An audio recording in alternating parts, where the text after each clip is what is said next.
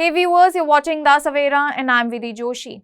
US President Donald Trump has called on NATO allies to take bold and unified action to pressure Russia into ending the ongoing war in Ukraine.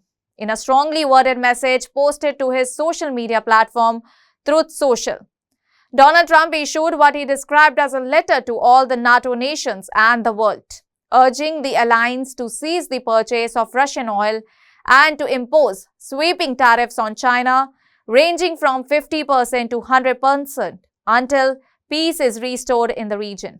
He argued that such measures would not only disrupt Russia's economic stability but also weaken China's influence over Moscow, accelerating the path to ending what he called a deadly but ridiculous war.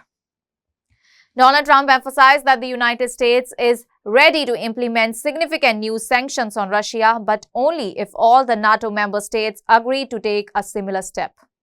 He criticized several European nations for continuing to buy Russian oil, describing their actions as undermining NATO's bargaining power and moral authority. "I am ready to go when you are. Just say when," Trump wrote, expressing his readiness to act if NATO partners demonstrate a unified front. The president stressed that coordinated sanctions and trade restrictions, particularly on China, could serve as a powerful leverage point. According to Donald Trump, China holds substantial sway over Russia's ability to sustain its war efforts, and punitive tariffs would erode that support. These tariffs, he said, should remain in place until the war ends and be fully lifted only when peace is achieved. He described this strategy as a means to quickly and effectively end the conflict while avoiding further escalation or loss of life. In his message, Donald Trump also took aim at the Biden administration, blaming current leadership in Washington and Kyiv for the war.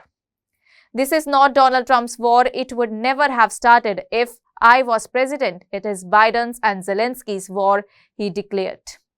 He claimed that more than 7,000 people had died in the past week alone due to the conflict and insisted that swift, unified action could prevent thousands more deaths. Donald Trump maintained that his proposal was not politically motivated but aimed at saving lives in both Ukraine and Russia. He warned NATO that failure to follow his guidance would not only prolong the conflict but also waste American time, energy, and financial resources. "If NATO does as I say, the war will end quickly. If not, you are just wasting my time and the time, energy, and money of the United States," he mentioned.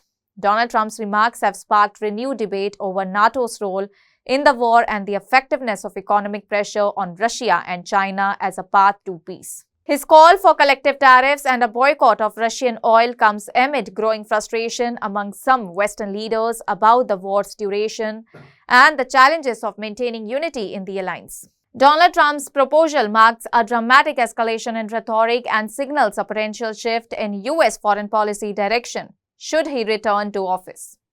That's all for now. Stay tuned to the Savera for more updates. Do like, comment, and subscribe to the channel.